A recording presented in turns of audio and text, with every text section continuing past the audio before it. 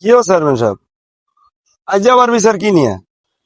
আর কইেন না, এই ফাড়ার ফাড়ি পার্কে গেছে দেখা করতো, ও লাইনে ধরে লেগেছে বিচার করার লাগে। কি পাড়া আইছে না ফারকে জল দেয়া করতি কেন? ফারকে জল দেয়া করতি, সাহস কত বড়! একটা থাপড়ে একার গাল দা পালিয়ে যা মনে কয় পাড়ার আইসা ফারকে যা দেয়া করতো। ওরে এটা যে আমার ইয়ার ঘন্টা তো দিতে হয়েছে। ফর্দা করেন কেন? ফর্দা করে নিয়ে আবার ফর্দা করে নিয়ে আবার ফারকে যান, সরম করে না?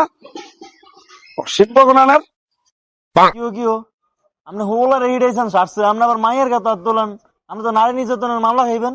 আর দূর রাহেন এ সমস্ত মামলা, এটা নিয়ে আমি ভয় পাইনি। এটা কত এর মাইলো আর গেল। আচ্ছা যাক, বাদ দেন, এদিন কি আপনি সমাধান করবেন? এদিনের সমাধান করেন। মাদর সাহেব, আং কথা আছে, আং কথা তো শুনবেন। এই তোমার কি এর কথা? তোর কোনো কথা নাই জানো, তোর কোনো কথাই নাই। ধর না, আং কথা শুনতেন না, এই কচুর বিচার মানি না। কি তুই আমার বিচার মানুষ না? তুই আমার সেটা দেখ, আমি যত বিচার করছি তুই অত বেলা ভাতও খাস না। আমি যত বিচার করছি আমি একটা তো মাস করতে না, তুই আমার বিচার মানুষ না? মাদুর প্রচুর বিচার করে বোন এত শয়তান কা? মাদ্দর সাহেব, চিল্লাচিল্লি বাদ দিয়া এটা তাড়াতাড়ি সমাধান করেন। তো সমাধানের কথা যখন কোন, সমাধান একটাই, কাজী ডাক দেন, ওলাইনের বিয়া হয়ে দিই। ধর কচুর সমাধান দিতে হয়েছে, আমি এই বিয়ে করতাম না, আপনারা অন্য কোনো সমাধান দেন।